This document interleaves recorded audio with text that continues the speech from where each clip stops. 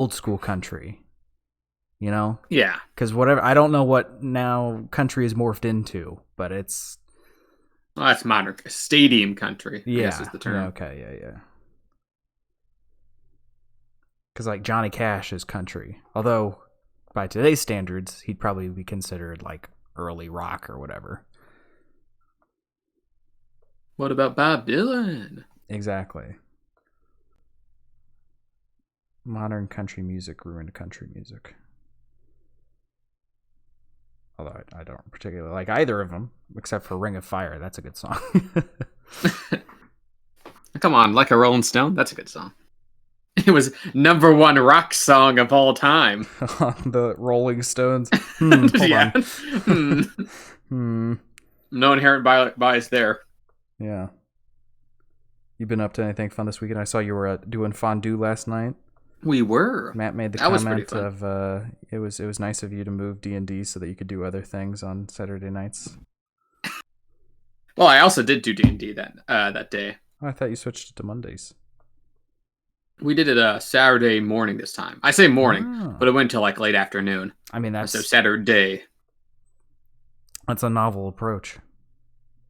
Yeah, and then so we played that, and then we fondued some, me and my family. That sounds nice. I've never had fondue. It's pretty good. I mean, it's melted cheese and that you dip bread in. Cheese, so so it's not like we were gonna have more food, but we ate all the fondue, and we're like, this is enough. I mean, cheese is pretty much just straight fat, so it went straight to my fat. Yeah. Yeah. Then today we're looking at a house that my parents are thinking about getting. They're not sure. They're the one down the street. Yeah. Because it's all like one floor. It's very nice. Usually you don't do that until your parents aren't that old. Not really. Like they're doing this a bit soon, I would say. Usually you don't do that until like, you know what, going up and down the stairs kind of hurts. I should probably move. You know? Usually you see people clinging on to their youth as opposed to being like, I'm going to be old in about 30 years, let's move. Sounds like something you would do. No. Nah.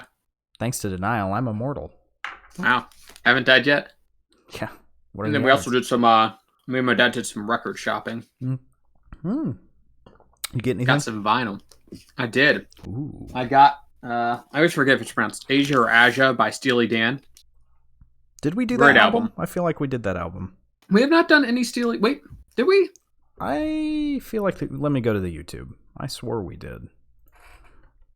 Maybe we talked about it really heavily. Guess if we haven't, we should do Steely Dan at some point. Yeah, I could have sworn we did. Maybe I just listened through that whole album. But I don't think we did. Remember the cover. You know what? Now that you're saying, I don't think we did. Huh? We should do a Steely Dan album at some point because they're great. I've listened to quite a bit of Steely Dan. I was in Discord earlier. I was playing some on the audio shop. I also got... What else did I get? I got Jesus Christ Superstar. Because it was a double LP with the original brochure for $5. Wow, yeah. I mean, I had to get it. Here, You'd be stupid not to buy it. Exactly. Yeah, I guess we haven't. I guess that was... I think I was just on an Asia kick for a while there. Because I specifically remember that...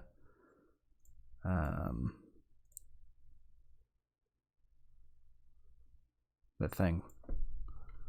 Yeah, so I got that and some James Bond music from Goldfinger, also $5. Heat Wave by Central Heating, or Central Heating by Heat Wave. Mm-hmm. Tubular Bells, because I like me some Tubular Bells, and America by America. Ooh, remember that album? That's what I have on vinyl. I am very happy with my purchase. Because my sister got a crap load of vinyls from I think it was my aunt, but it was like all bands she would never listen to, right? There was like America and I can't remember any of the other ones, but I helped her move and I saw all those records. I'm like, oh, Catherine, I didn't know you had all these records. Do you listen to these? She's like, nah. It's like, can I have them? Yeah, sure. And we were reviewing America for America that week, so I listened to it on vinyl quite a bit. Wow. There we go. Now I own it on vinyl. Yeah, it's very good. I would fall asleep to it more if, I didn't want to fall asleep while the record player was running. That's fair. I mean, I have auto stop, but... Mm-mm.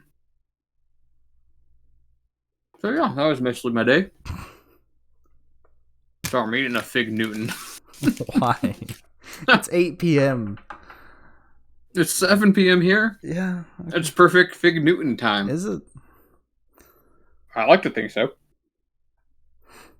I baked some more bread today. Ooh, what kind of bread? The peanut butter bread.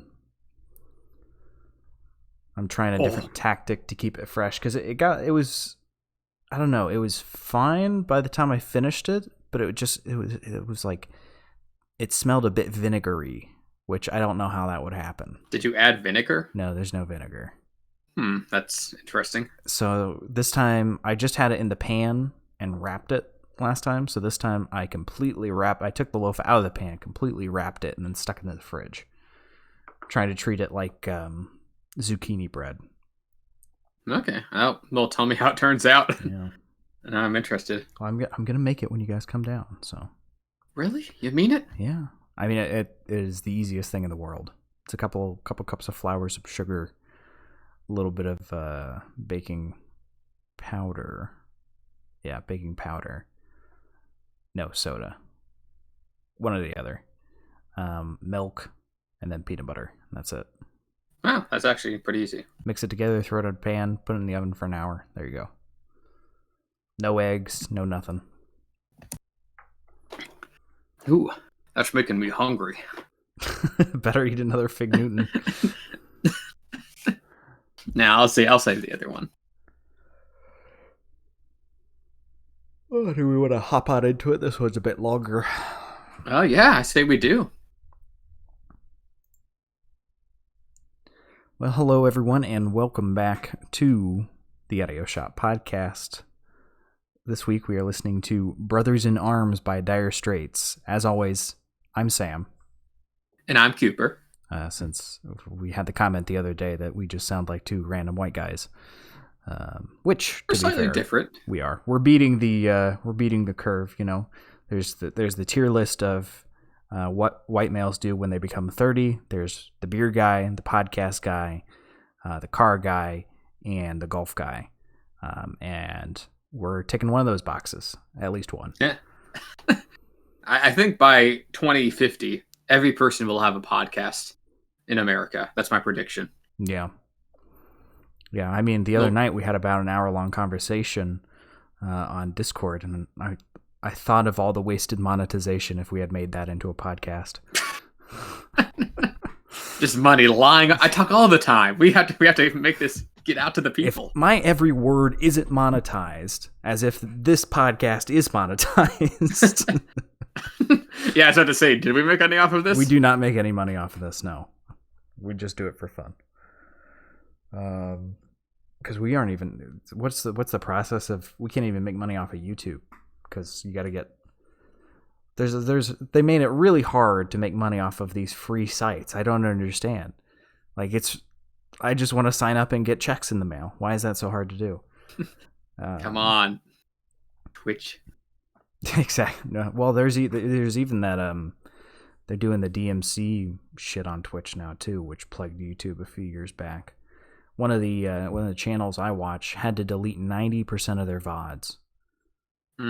That's which a lot. Is 3,600 VODs. Whew. Yeah.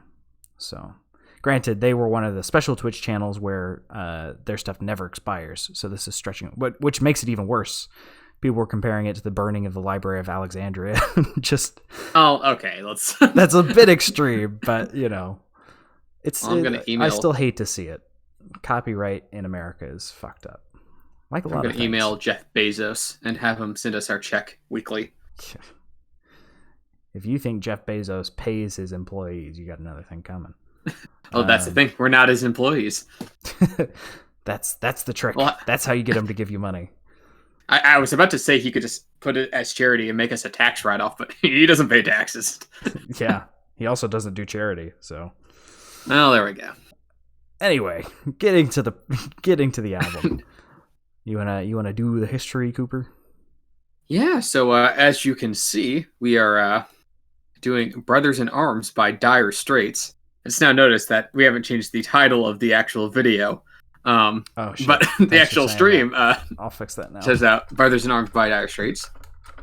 To be fair, these two albums that we're reviewing are they have some noted similarities.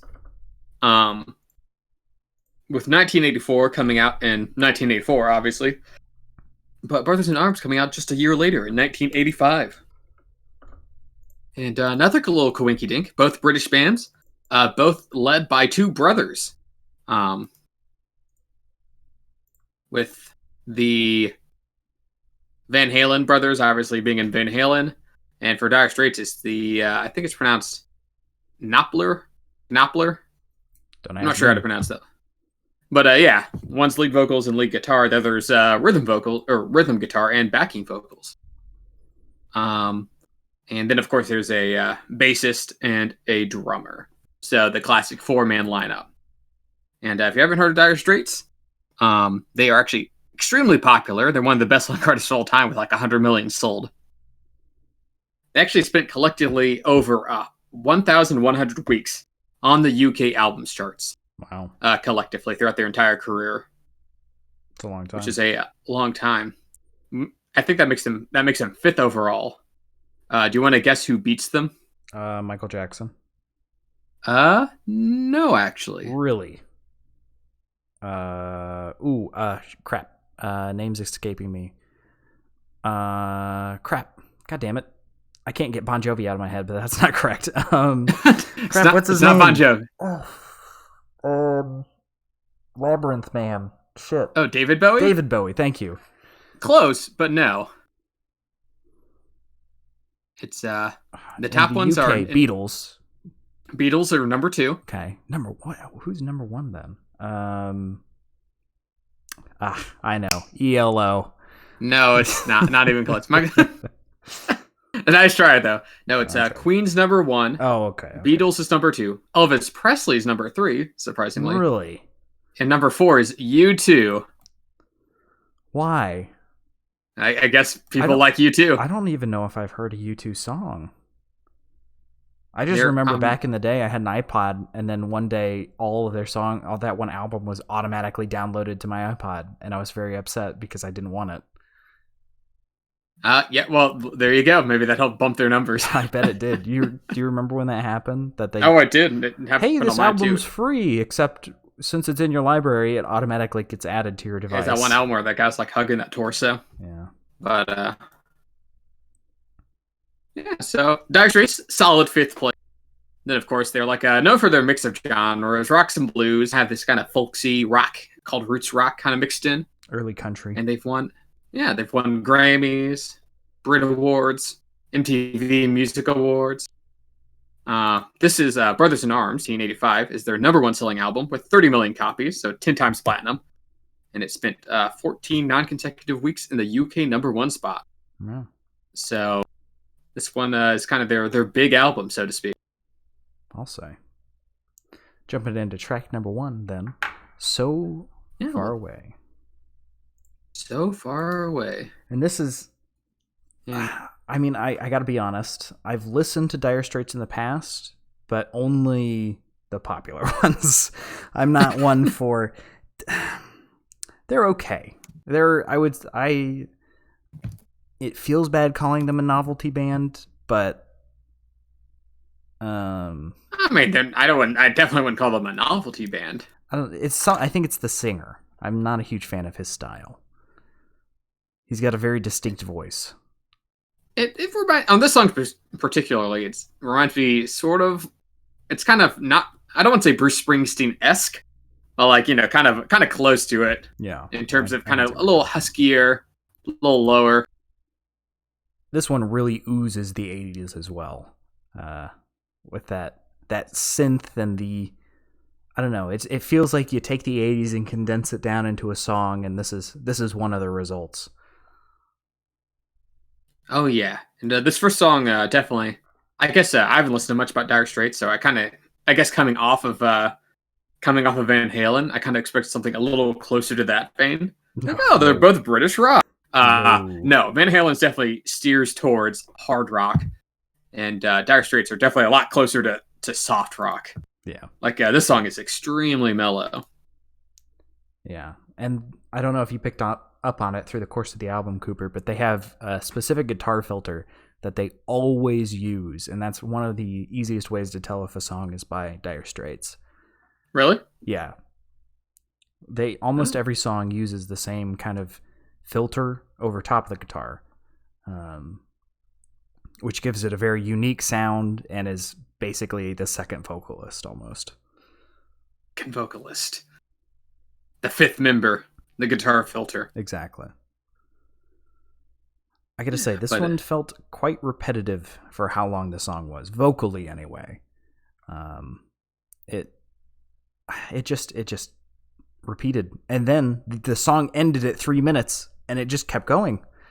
The song kept going for 3 minutes after the song ended. Okay, that's actually, I'm happy you brought that up, because I guess we had to touch on it at some point, so I'll do it now.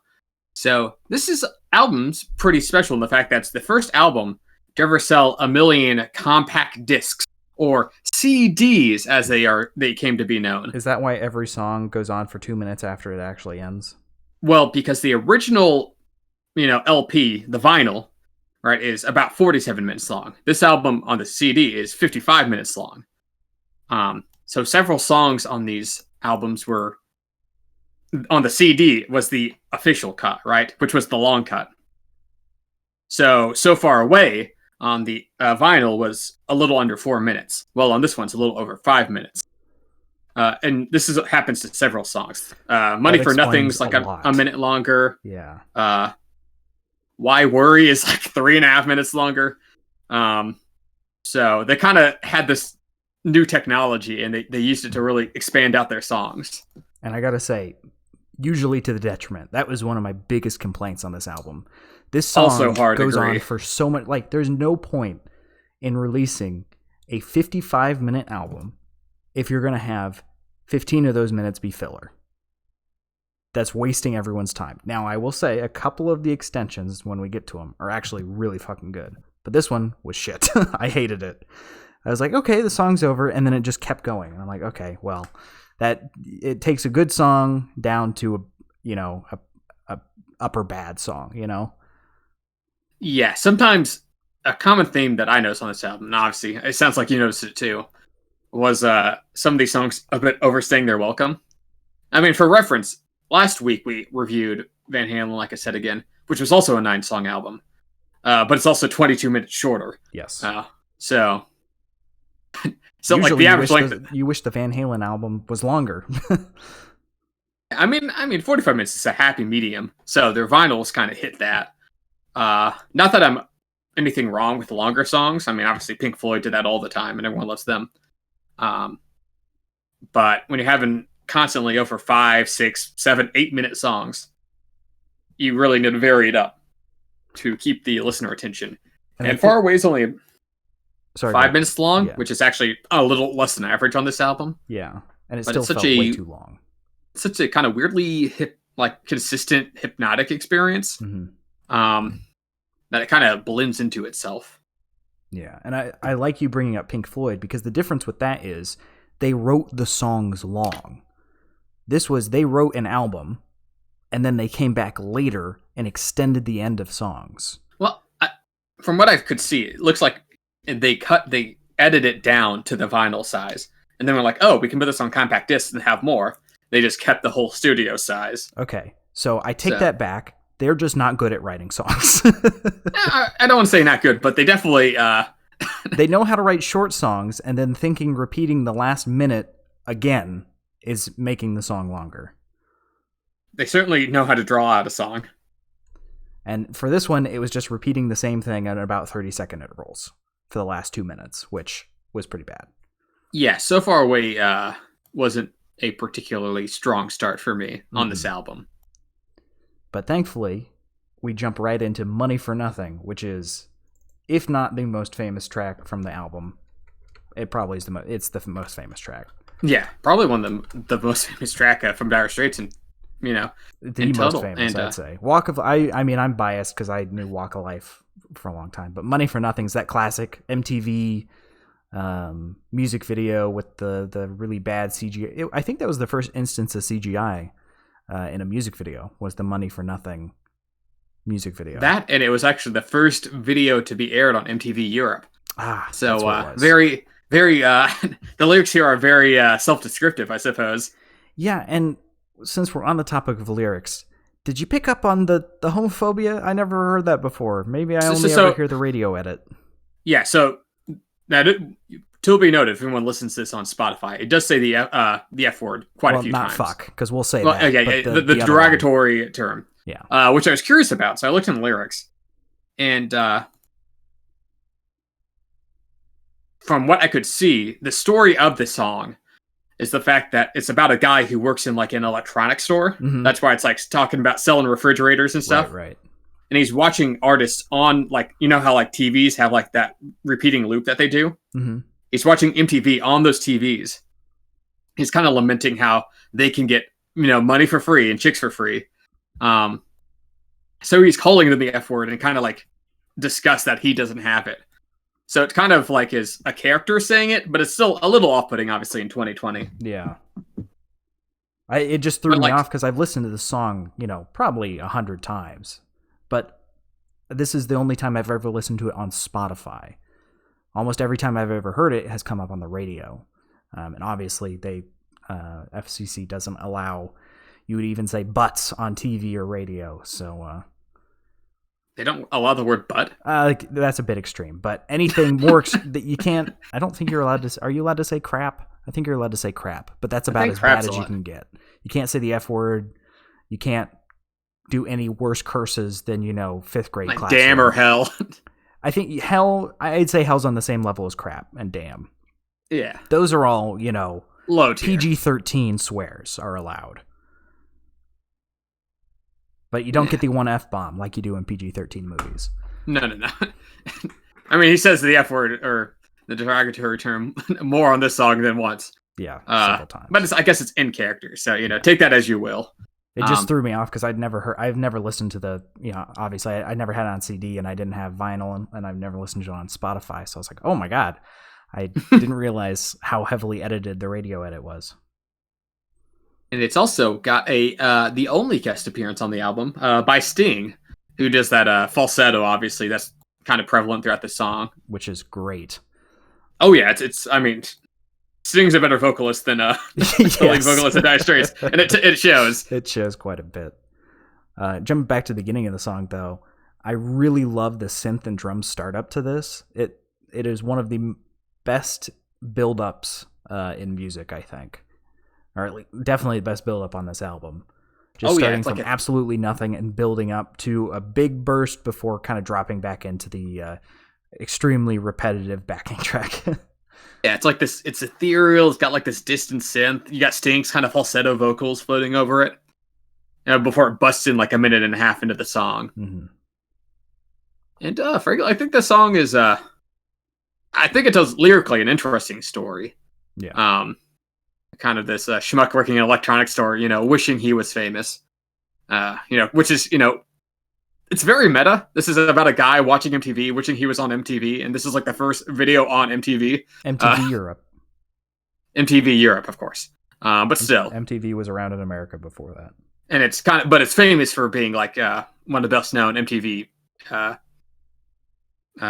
music videos. Mm-hmm. And well, it's not like as high energy as like some rock songs. I mean, this entire album's not super high energy. I really do dig the chorus. It's very catchy. Mm-hmm. I will say the only thing, man, I will say a lot. You ever have one of those moments of clarity? I said it, and then I looked up to my notes, and I wrote it in the notes as well. I was like, oh, geez, okay, maybe I need to find something else. Anyway, the backing track on this one is pretty dang basic once you get past the intro. You got a little bit of that cool hard electric guitar going on in chorus with the vocals. But other than that, it is a, 10-bar, 8-bar little lick that they just loop for the whole song. Yeah, the percussion's not like any. Throughout this entire album isn't really anything to write home about. Mm-mm. It keeps time. But I at least on this song, I feel like it doesn't. I see it more as like trying not to keep itself too busy, kind of balancing the song. Because I mean, this is an almost 8.5-minute song. Well, on this cut at least. This cut of it is. Obviously the the vinyl cut was like, hell, even the vinyl cut was 7 minutes long. So obviously they wanted this to be the long song on the album. Yeah, I personally think I prefer the radio edit, which is a cool 4 minutes. Which, cuts it down. But I still think this cut keeps it varied enough. It's got like this prolonged guitar ending solo. Sting comes back in a couple times within the song with his layered vocals. And I like the chorus enough that I don't mind it's repeated a couple times. Yeah. And plus it's got that really deep synth that pops in every once in a while. You know what I'm talking about? Oh, yeah, totally. Just pops. It really blows out your bass speakers. But yeah, I didn't like the 2-minute ending on this one either. Mainly because I'd never heard a cut this long of Money for Nothing. I mean, it's a prolonged ending, but it was also doing a little interesting guitar work. I mean, again, it's no Van Halen. Maybe we're doing this album a bit of a disservice by playing it right next to Van Halen. They're clearly going for different things. Yeah. But I still think it keeps it interesting. There's definitely worse offenders on this album. Oh yeah, for sure. Of the boring ending. Yeah, by no means is it a bad 2 minutes. It's a bit repetitive, but there's enough going on new that it's fine. It's nowhere near as bad as So Far Away or anything like that. Oh yes, so it's definitely, in my opinion, the best single on the album. Now, I don't know if I'm going to 100% agree with that, Cooper. Because I know you're a fan of Walk of Life. Next we've got Walk of Life. Yeah, track number 3. Which I should note is the third single on this album to appear. So Far Away and Money for Nothing are both singles. So Far Away was a single? Yeah, I was also surprised. I'm like, it's actually the first single that came out for the album. Well, I'm surprised they were able to break 10 platinum when that was. Well, Money for Nothing came out of it right after that. That's so true. It was like, I'll just skip the first song. It's fine. Because you can do that on CDs pretty easily. You can. Yeah, man. Compact discs are so convenient. I hope they never go away. I still got my CD player. I used to wear it to the bus I got a stop cassette player in my car and listen to it before I got on the bus. And then that's cute. My mom would have to come pick it up before I got on the bus because I wasn't allowed to take it to school. Oh, that's adorable. Yeah, that was elementary school. Anyway, Walk of Life. This is the second shortest song on the album, which surprised me because it's 4 minutes long, which is saying something to the average. Which is like slightly above average for the average song length already. Yeah. And this actually this was the ringtone on my first phone. Oh, really? So yeah. So you've got some sentimental value for it. Exactly. I think I've loved synth for way longer than I've realized. It's deep in your bones. It's in my bones. And this one has a pretty delightful synth line. Mm-hmm. This is probably the most country song so far on the album. Oh yeah, for sure. In terms of the vocal delivery and kind of the guitar playing, but it's also paired with this like just bubbly, happy synth line that's just kind of permeates out through the entire song. Yeah, it's like you're saying, it's much more country style, and it pairs like a fine wine with the synth. Although when we say country, we were talking about this a little bit earlier. We're talking Johnny Cash country, not I don't know what's a modern country star. Not like pop country. That's kind of more pop country. Blake Shelton types. That's kind of come up recently. I can't name a modern country singer, which goes to show how popular they are. Yeah, I mean they make a lot of money. They've got their demographic, which isn't us, but Tennessee, I suppose. I guess definitely a little more classic country sound. Yeah. And it's a very happy song. It's got, like I said, that synth line. It's got those woohoo thrown in there. Woohoo. Yeah. And I mean, the song doesn't evolve a lot. Like that synth line is ever present. I'm glad it's such a good synth line because it is always there. But it's also, like you said, like the almost shortest song in the album. So Yeah. I don't think this one could be stretched out to 6-8 minutes. No, but it's a nice little refresher after going from an 8-minute song to a 4-minute song. You're like, oh, and this one's a lot lighter and bubblier.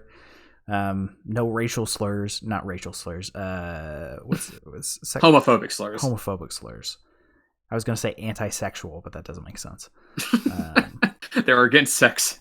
Yeah, but yeah, it was nice little ditty, and brought back some. Actually, it didn't really bring back any memories. I didn't get phone calls on my first phone. Mainly, I used it. The only reason I had it as my ringtone because I downloaded the whole song and put it on so I could just play it through my phone. I think I had a Queen song on there as well. Actually, I could. If you want to fill airtime, Cooper, I could go dig that phone out and play it. Oh yeah, go grab it. All right, you got. You're gonna have to fill probably 3 minutes of airtime. So good luck. Oh yeah, I mean, we have someone mentioning Lil Nas X is our modern country. Though oddly enough, country rap is kind of becoming a thing. Like it's like a semi joke, but also like Lil Nas X's "Old Town Road" is like the number one. It was on the Billboard top song for the most consecutive weeks. So I mean that turns some heads. So I guess maybe rap and country is like the new zeitgeist that we're gonna see.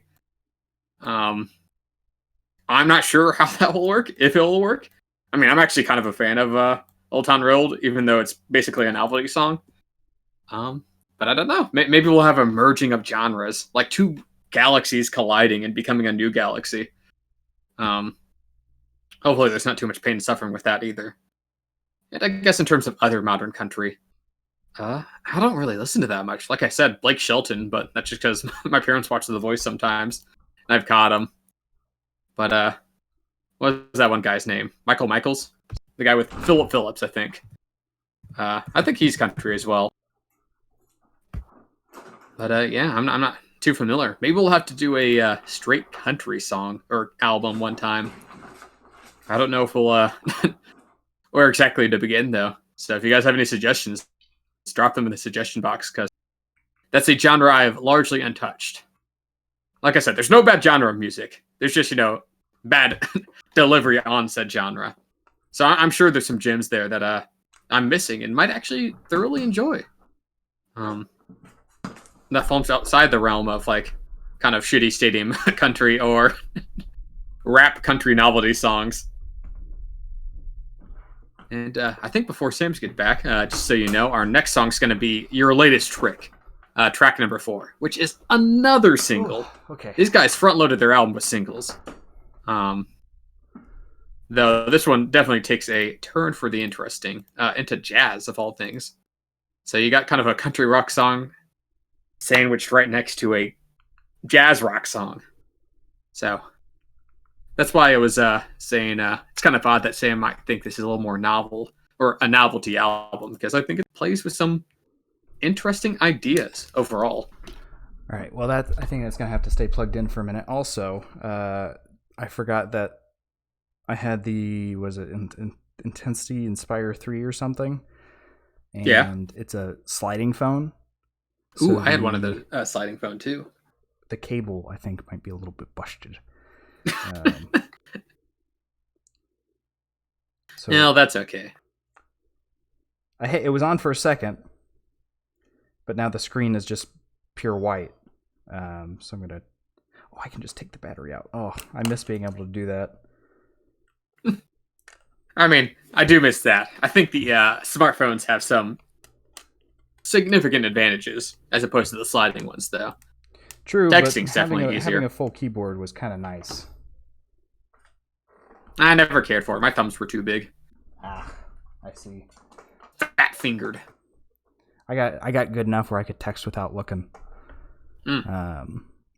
Anyway, do you have anything else to say on Walk of Life? That was all I had.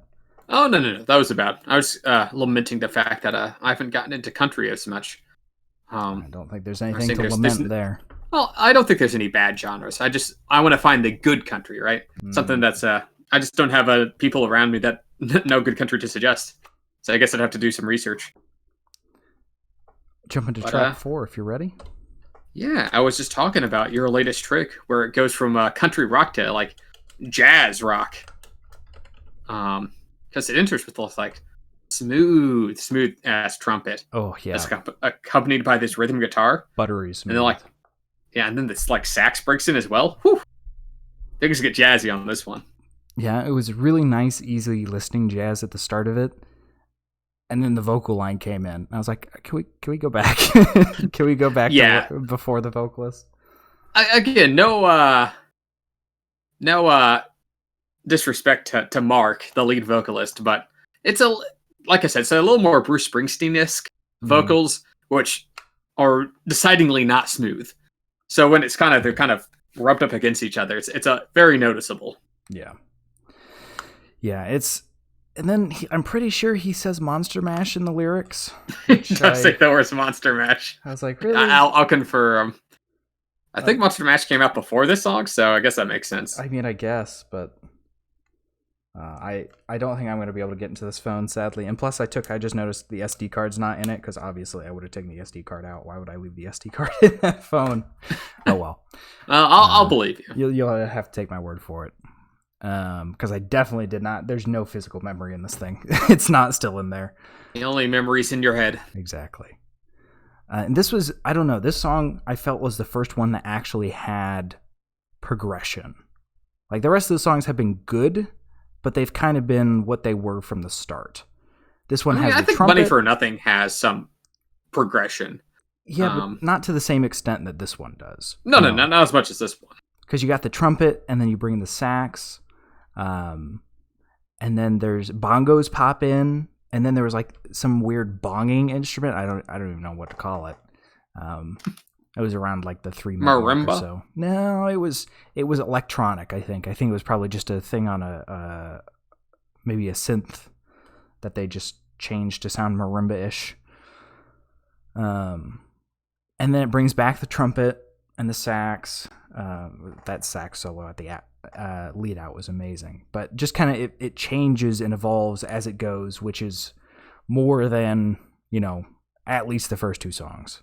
Or the first 3. More so, I should say. The first one did nothing, but the Walk of Life and Money for Nothing, they did it a little bit, but they didn't really change anything as the song went on. Sure, they had new vocal lines, or maybe the same instrument played a little bit of different melodic lick, but they didn't bring in anything. They didn't take out anything. Yeah, no, this definitely has the most progression of all of them. And even has like a little sax solo at like the 5 minute mark. Yeah. Because of course the song's like 6.5 minutes long, but I think it's earned. Mm-hmm. And also this song, more than any of them, really made me think of how versatile the quote unquote rock genre is. Because I mean, does this this is like starting to stretch the limits of what it is to define what rock is. Yeah. Which I think I will give this album credit, where I think Dire Straits does play around with that a lot. Like, they go to some different places. I mean, Money for Nothing's a little more of a straight rock song. Mm-hmm. Walk of Life kind of has some country elements. Your Latest Trick is jazz influenced. Why Worry is Bad, and so on. So we'll get to that one in a minute. Yeah. But yeah, my biggest complaint with this one was using Monster Mash as a lyric. Well, I mean, if that's your biggest complaint, that's not. I dig the jazz influence. It was really good. Yeah, it was an interesting combination of genres that I think really paid off. Mm-hmm. I mean, the vocal work could have been better. Maybe I just wish Sting was on here again. But... Yeah, I think, honestly, there are some pretty good, instrumental lines kind of marred by the almost, I don't want to say Bob Dylan, but almost Bob Dylan levels of vocals. He's a songwriter, or singer-songwriter. Live. He tells stories. Jump into track number 5 then. Track number 5. Why Worry? Why Worry? So this is the longest track on the album. And I think it's important to note that on the original vinyl, this song was a little over 5 minutes. On the CD cut, which we're listening to, it's over 8.5 minutes. So this was the one that got cut the most in the vinyl version. And I think it's for good reason. Yeah, another important thing to remember is to have a priest or whatever religion you believe in on speed dial after listening to this song, because you're going to need to go to some sort of confessional or get cleansed of something, because it is not good. It starts though. Yeah, I guess we should say like the core of the song isn't anything offensive. It's not like incredible. But it's just a very mellow, soft rock, low key, gentle guitar and gentle percussion, kind of rock ballad, I suppose. Maybe not even that. I'd say rock is going too far. Yeah, it's definitely emphasis on soft than on rock. Yeah. It's just a very scarce, intentionally scarce song, which in itself isn't bad. It's got like some quiet synth and some light percussion. It gets bad whenever you see it's an 8.5-minute song that essentially doesn't change throughout its entire course. It starts and you're like, oh, this is pretty nice. And then it loops, and then it loops, and then it loops, and then it loops. And it just keeps going and going and going for 8 minutes. And the worst part is, like, the singing, it's actually a different singer in this one, which was nice. I was like, ooh, new singer. Here we go. New vocal line, new kind of thing. They mixed it so far back you can hardly hear it. Like, I don't understand the mixing in this one. And this is something that I don't know if I'm regretting doing this podcast, just because well, it's like the case of ignorance is bliss, We're learning more and more, and we're not professionals. We're just two fuckers listening to some music. But the more and more we listen, or at least I find this to be the case for me, Cooper, I don't want to speak for you, is the more I pick up on bad practices, Yes. And I don't know if there's this really popular YouTube series called VFX Artists React, where they point out things in like CGI and visual effects. And since starting, I've watched their channel for years before that, but even more so with this, it's like now when watching a movie, it's like, oh, that really pops. Like if I see CGI and it's not done like very specifically, it's like, a giant guy in a puppet costume walking around on screen. And it's the same kind of thing with this now. It's like, if we hadn't been doing this so long, I probably would have noticed it so far back in the mix and how bad that is. I would have known I didn't like it. You've seen how the hot dog's made, and now you can never unknow. Exactly. But the vocals aren't bad in this one. It's just so far back there that you kind of have to strain to listen. And I don't understand why, because there is nothing going on in the instrumental line. They have a breakdown at 4:45. There's nothing playing. There's like a little bit of keyboard. Sparse. Yeah. I will note one thing. It actually is the same vocalist. It's still Mark. Oh, really? But he's trying to go for apparently older like country duo. So I guess he's kind of slightly altering his vocal stylings to kind of fit that better. Okay. But I guess I don't think any vocalist could have saved this song from being it's a snooze fest. It's boring. That's the worst part. And maybe I thought it was a new vocalist as well because of how far back in the mix it was. I could barely hear it. But it's crazy. There's there's so little going on in every scene. It's so sparse. There's nothing to it. Yeah, obviously we're really crapping on this song. Like I said, the core of the song isn't terrible. If this was like I know some albums have like intermissions or like, little snippet songs like in between. If that was this, it'd be harmless. When you stretch it out to be the longest song in the album, it really kills the flow of the album going into the B-side. Yeah.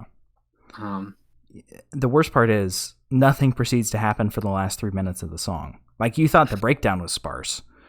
The last 3 minutes is like the same 30 seconds and they just loop it like the record skips. It becomes damn near ambient. Like yeah, like exactly. You're like in a new age store. I think the biggest takeaway you can take from this is that if you listen to Money for Nothing and this back to back, they're both basically the same length. This is only 5 seconds longer, but this feels infinitely longer than Money for Nothing. You know what? You don't even have to listen to this song. What you can do is you can take some elevator music and then take out 4/5 of the instruments. Yeah, turn and it then down loop a bit. 30 seconds of it, and there you go. There's that song. Yeah, I mean, I can see why this was the song that got the biggest cut on the vinyl. It should have And gotten honestly, cut they more, should honestly. they should have kept it that way for the CD cut, because it really does just put a huge damper on the album. Yeah. Like, there's no shame in creating bad work. There is shame in releasing it and making it the longest song on the album. They should have stayed locked up. No need to release this. Pure hubris. Yeah, exactly. Too big to fail, some would say. Yeah. Let's just move on. Let's stop talking about this. I don't want to talk about this song anymore. Yeah, track number 6 at a relatively blazing 7 minutes. It's Right Across the River, which this one's interesting. I'm gonna bet that you didn't like this one. Okay, so like, I wanted to not like it, which is a weird thing to say because I usually look for like the best things in here. But this one has some annoying traits of like it's going for a clearly like quote unquote tribal thing where it's got like the Santhe pan flute and like these marimba sounds. And Mark, he does like this kind of semi-islander accent on it.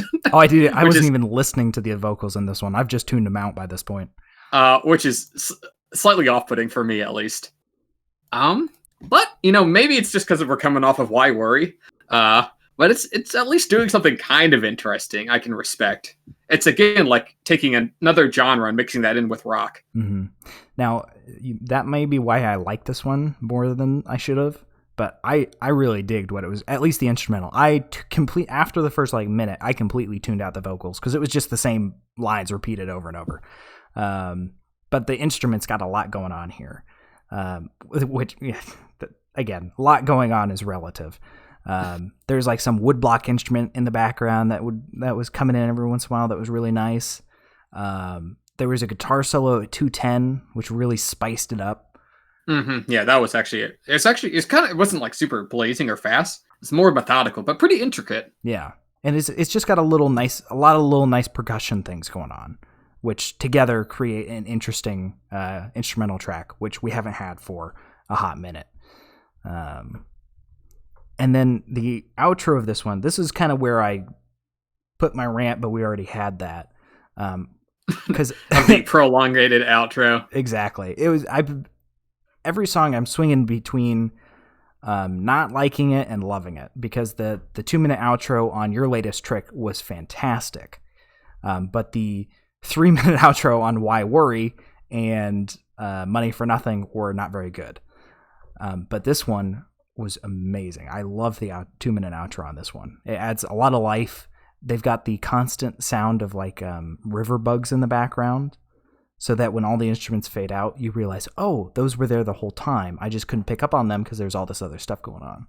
And I don't know. It's a nice little ditty. I wouldn't say it's one of the best songs on the album, but I really like it. Maybe that's just because it's after showing my cards a little bit here. Why Worry? The worst song on the album, but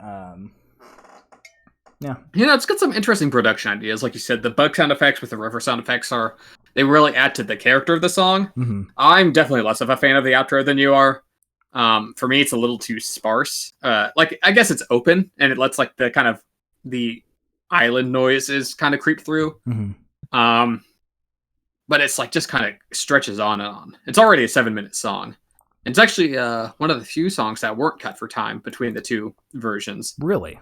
So yeah, they kept this in its 7-minute glory on the vinyl. I mean, I guess that makes sense. It'd be kind of hard to do some of the things they wanted to do or some of the things they did if you were to cut that back. It would lose some of that meandering along a river effect. At least I think it. Yeah, the long outro, though I'm not a super big fan of it, I think does intentionally lend itself to the character of the song. Mm-hmm. It doesn't feel like pointless. Yeah. Which is like, I think the worst thing you can have in a song, even if it's bad, if it's like intentional, at least then I'm like, there's some sort of vision behind it. Mm-hmm. Yeah. Lackluster is the music killer. Jump into track number 7, if you're ready. Track number 7. The man's too strong. Which is, I want to use that sentence in like casual conversation sometime. The man's just too strong. This one was really, I wasn't prepared for. I didn't know what to expect. You weren't ready for the country twang? I don't know, because there's this whole story going on here as well. Did you hear any of it? Oh yeah, I mean, I didn't pick up on the exact idea of it. I didn't look up the lyrics for this one, This but I one, could tell it was like a bit of a ballad. I feel like this one definitely deserves the lyric lookup because there's something. Now this is, Cooper might correct me here in a minute, but it sounds like this man is at a confessional, and I can't tell if he's a good guy or a bad guy, but the man's too strong. Yeah, no, it's about a guy at a confessional. Okay. It's about a guy who said he's a war criminal and he's confessing to his stuff. By the sound of it, it's kind of like it kind of sounds. Actually, yeah, this is pretty interesting. It almost looks like it's from the view of like some sort of. I mean, I'm going to use the closest thing I can think of is like a Nazi. Okay. About a guy who rewrote history, invented memories, burned books. It kind of sounds like a guy who regrets having been someone who like had helped perpetuate that, which is actually a pretty interesting concept for a song. Any member of any national government? Yes. Okay. Yeah. So yeah, basically, so I guess the idea is that the man, in this case, the man's too strong is like the system, right? Okay. I can see. Now, I gotta say, the weird thing in this one was it starts really slow, and it's kind of got that country twang like you were talking about. But then anytime anyone says the man's too strong, it jumps into this. How would you describe it, Cooper? It breaks open, basically. It's like it goes from like I guess the closest like a lot more layered, like instrumentation wise. They all increase. So much going on. It probably the most dense thing on this album, honestly, is those little sections. Which is like sound wise. It's a nice touch, but I wish they did more than just 2 chords, right? I wish there was a little bit more to it. I mean, it's got a lot of oomph, but it's just like dun dun. It does add to the impact of it, though. I'll give it that. True. Because the rest of the song is much lower, so it really adds like some punch to the chorus. Yeah, it's got that acoustic constantly going in the background, which is a really good juxtaposition.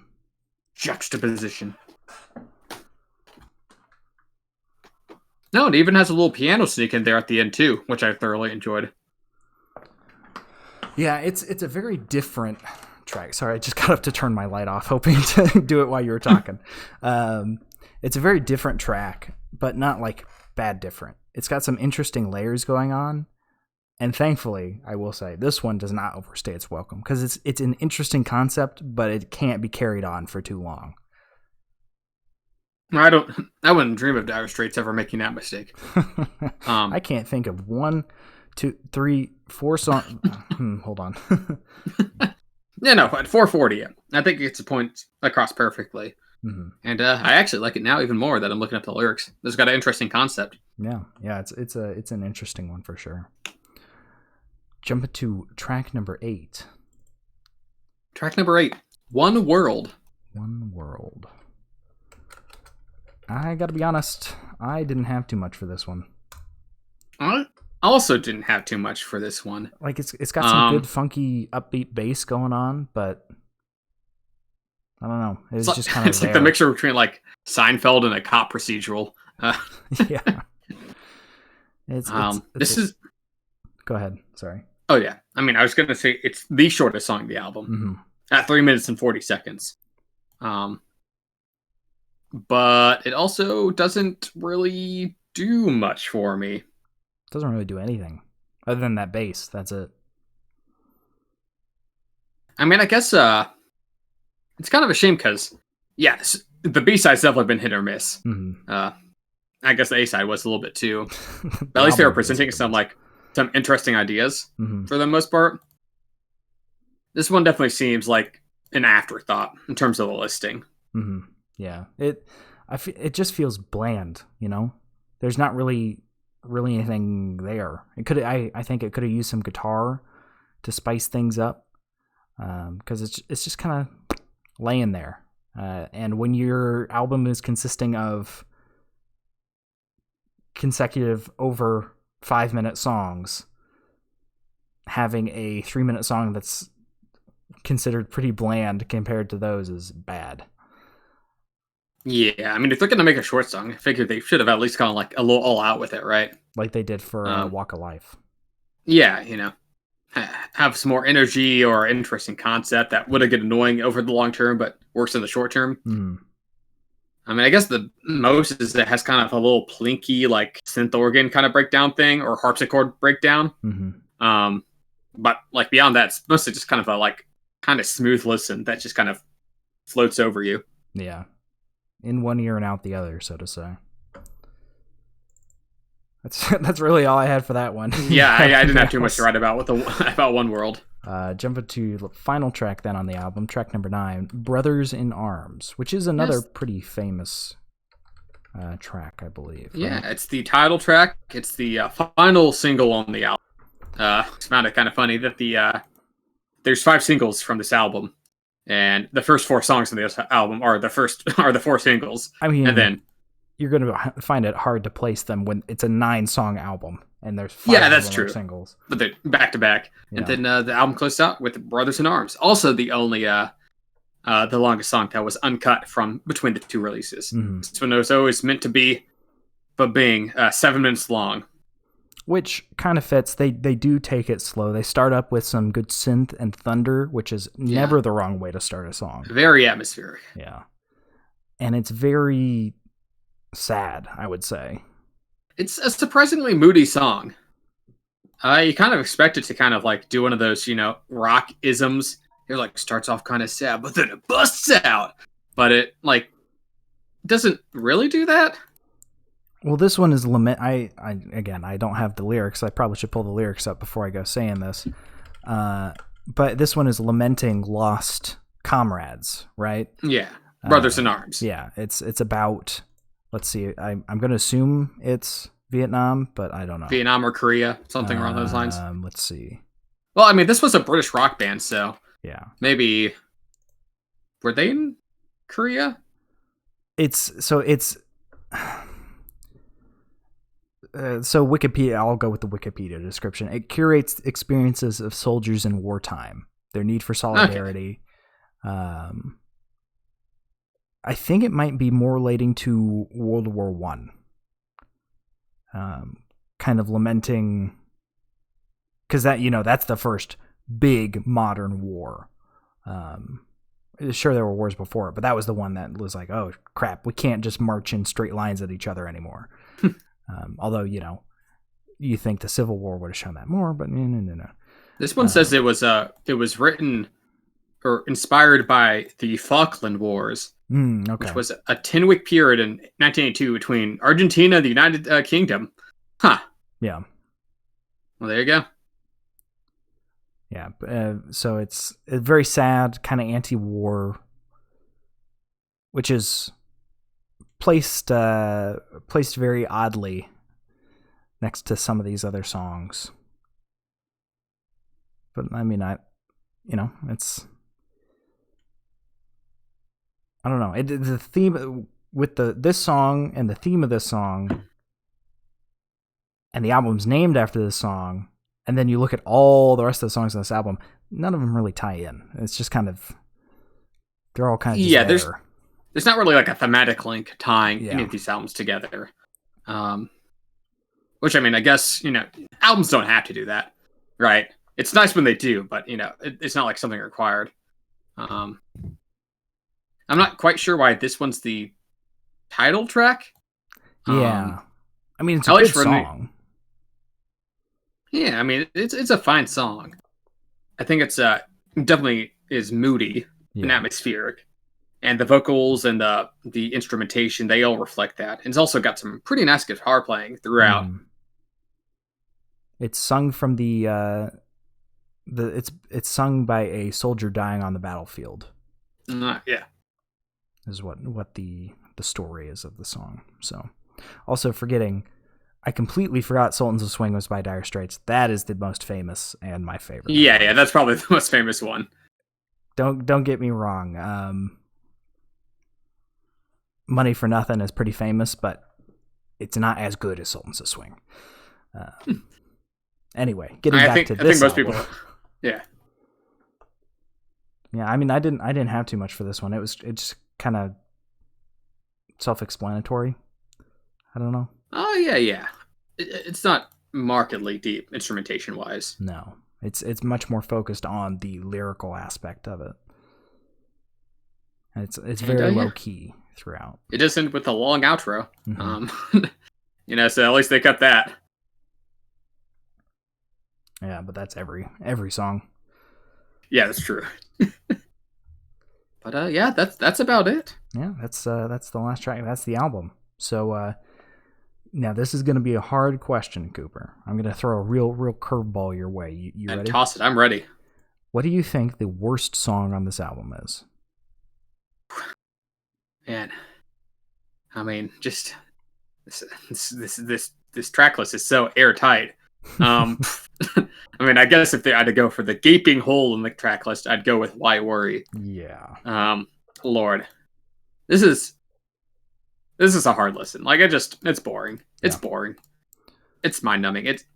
I mean, maybe if I listened to like the 5-minute edit of it, I'd like it more. No. I mean, I would like it more because it's short. There's less of it. But like, even at its core, it's just such a sparse song. Yeah. It feels threadbare.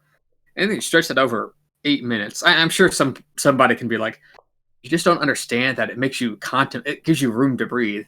No, this is just, I really don't like this song. Yeah. There's some albums where it's hard to pick a worst song because like some are just meh. It's kind of, they have some negatives you could toss up. Mm-hmm. This one's clearly like, this isn't a distant last. Yeah. I should say. I would say if we were just, and I'm going to say this is the worst song as well. And if we were just judging this song, I think this is the first one in a long time that would reach to the levels of Scrapyard. Like, I would, no qualms putting that there alongside Imagine Dragons Origins. Like I said, nothing production-wise, not bad, but just like such a waste of resources, of like time resources. Yeah. I can't really forgive that. Yeah, listening to music should never be a waste of time. And this one you can feel like it's like the sands of time draining out of you. Yeah, I gotta say, I'm really happy I've changed up my style of writing these reviews because, holy crap, if I had sat here for 8 minutes staring at the Google Doc, waiting for thoughts to pop into my head, I would have passed away. I would have aged 80 years and died. The song is the heat death of the universe. Yeah, exactly. But on a lighter note, what was your favorite song, Sam? Oh, I think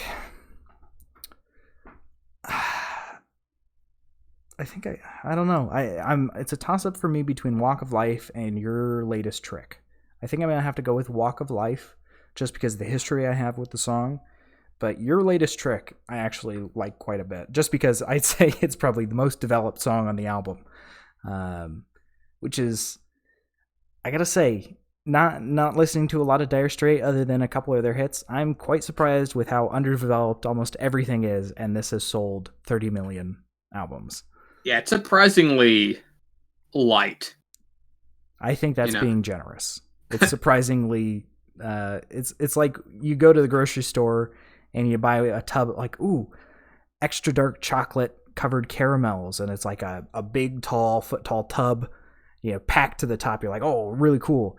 And you go buy it, and there's a very thin layer of those dark chocolate coated caramels over the entire outside of the container, and in the middle is a big hollow chunk of plastic to make it look fuller. And when you pull that out, you got like 20 pieces of candy.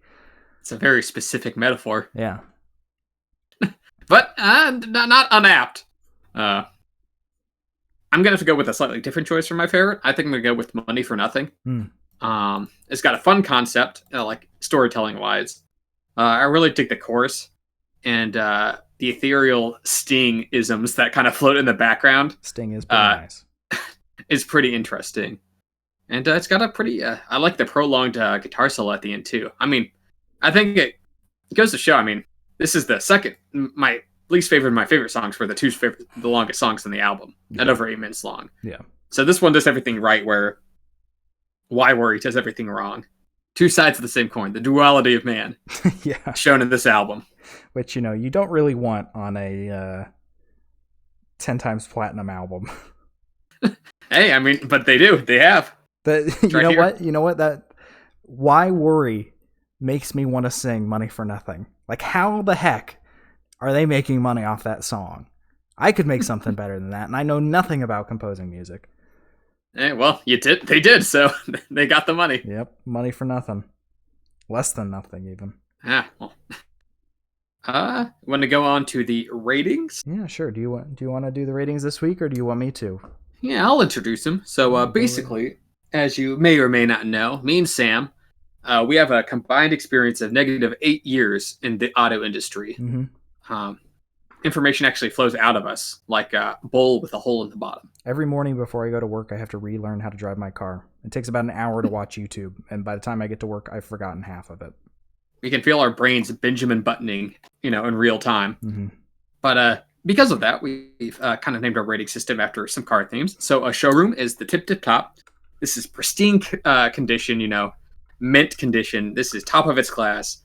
Something you'd recommend to all your friends to the point that it gets annoying.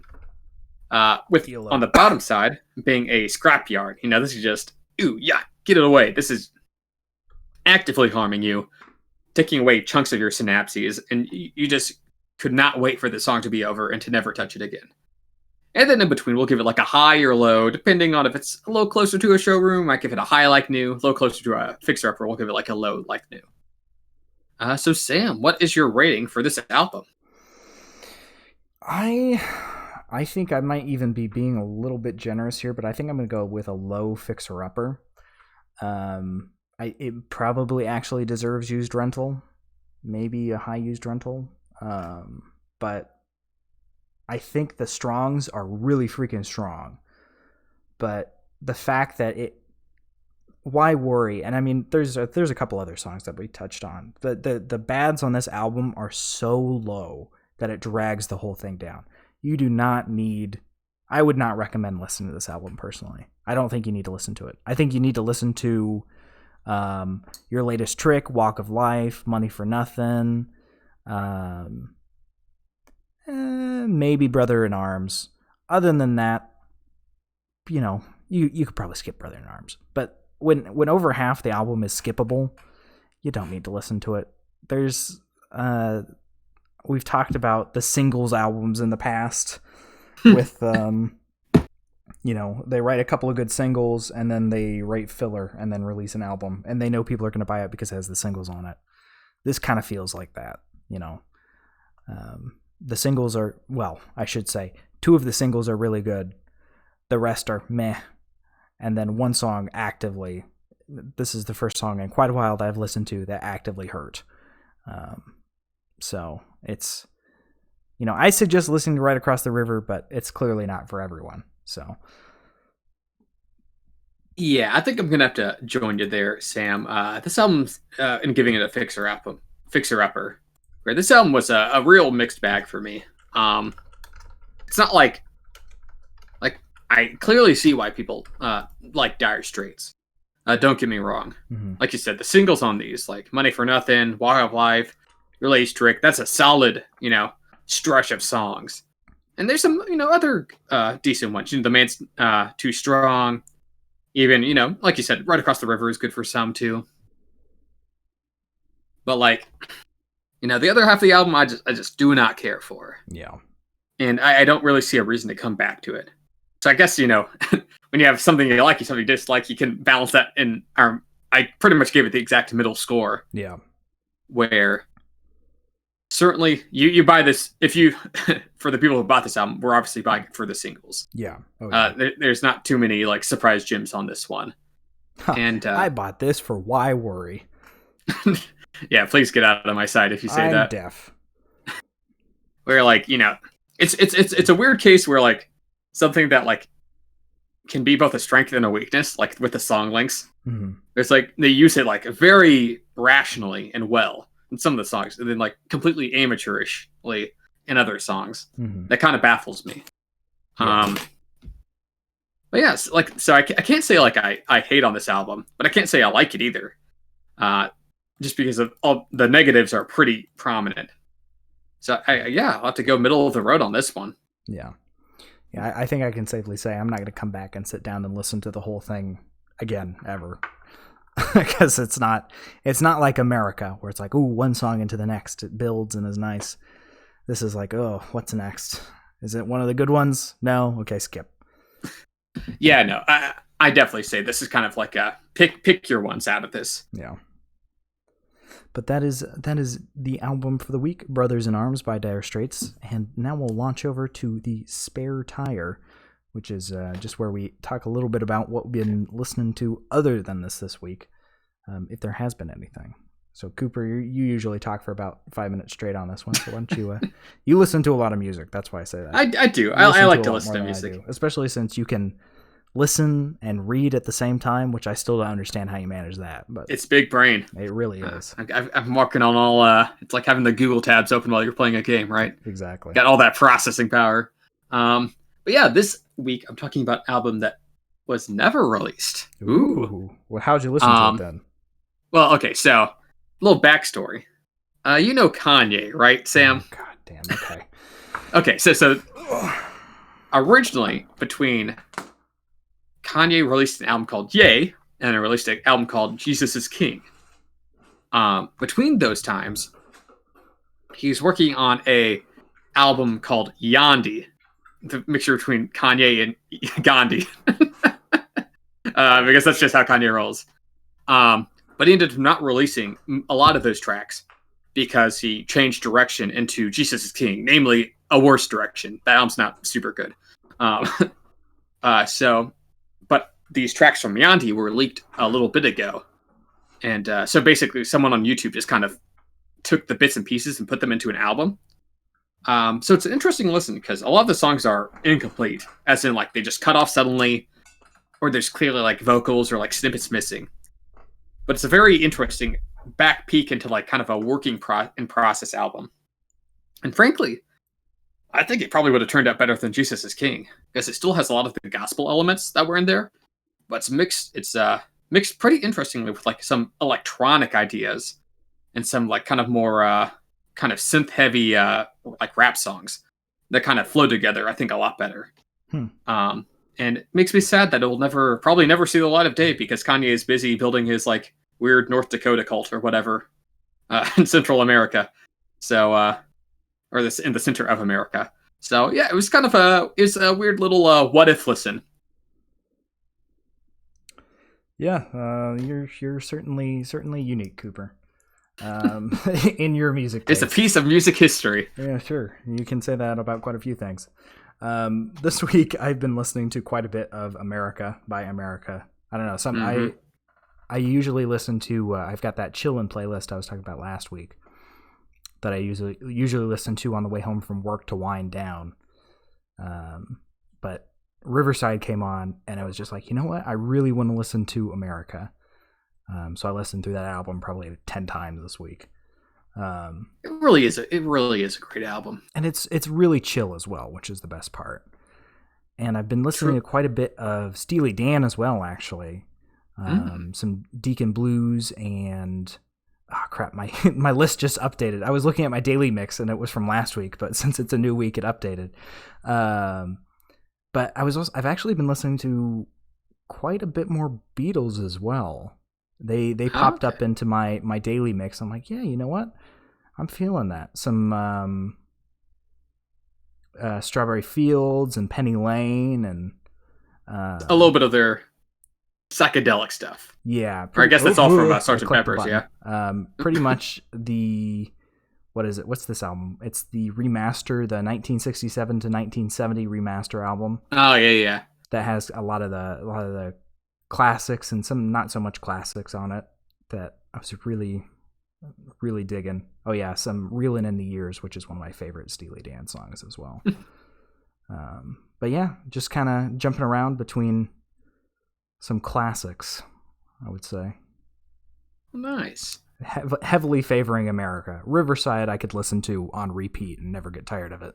Bum, bum, bum, bum, living on the riverside. Ooh. Such a good song. Gives me tingles. Yeah. But yeah, so that's all we have for this week. Yeah, thank you so much for listening, and we will be back probably not next week, I imagine, right? Yes, next week Father's Day weekend. Is Father's Day. Yeah. Spend time with your fathers, if you are still fortunate enough to have them. or they're And not jerks. also true. I'll be spending time with my father. Mm-hmm. You have any Father Days plans, Sam? Yeah, I'm gonna go home and spend part of the day up there. They're pushing the activities a bit further up in the day because I might have to go to work the next day. Hopefully, I'm gonna telework, but we'll see. I'm driving into work quite a lot more often, which really hurts paying for gas again. Let me tell you that. Oh yeah. Gas but yeah, is expensive. Gas costs money. Hot take of the day. But yeah, so we probably won't have a show next week. But keep an eye on our Twitter at AudioShop14. We'll keep you updated on what we'll be listening to next, when we'll be putting it out, and it's usually always at 8 p.m. Eastern. Mm-hmm. Also, if you feel like dropping us a suggestion, this album was actually a suggestion by our good friend Carmen. She was talking about it, and we went to give him throw in the suggestion box, and we'll probably get to it eventually. Yeah. And if you're tuning in right now and you're like, hey, these guys sound moderately listenable, you can head on over to YouTube where there's a playlist of every single album we've ever reviewed, including the infamous Christmas show where I don't even remember what we did. We just kind of sat around and talked for an hour. And then, of course, my favorite from last year, Thanks Linning, which is coming up again. I'm looking forward to it. Yeah, we're coming back. This is coming a back yearly around. Thing. We're going to have to make that a tradition. Yeah, at this point, we've probably got a solid 50 hours of Audio Shop deliciousness there. So just turn it on. Much. We've only done 38 of these. Each one goes a little bit over an hour. Some are pretty short. So, I don't know. Maybe closing on a solid 2 days worth of listing material, I'd say. Although I would say maybe skip some of the early ones because we're not nearly as good as good at speaking over Discord without any facial cues. It's a learned talent. Exactly. And if you're listening on YouTube now and you're like, hey, these guys seem kind of cool, you can hop on over to our Twitch, which is in the description, and listen to us live and chat. And we're getting better at actually responding to things people say because no one ever responds or no one ever says anything. So when they do, we want to encourage it. Right there. Exactly. But yeah. And if you're listening on Twitch and you want to go to the YouTube, you can just scroll down and there's a big old picture of Jeff Lynne. You click that and it'll take you right to YouTube. So thank you all so much for listening, and we will see you again soon. Have a happy Father's Day, shoppies. See ya, shoppies. See ya. See ya.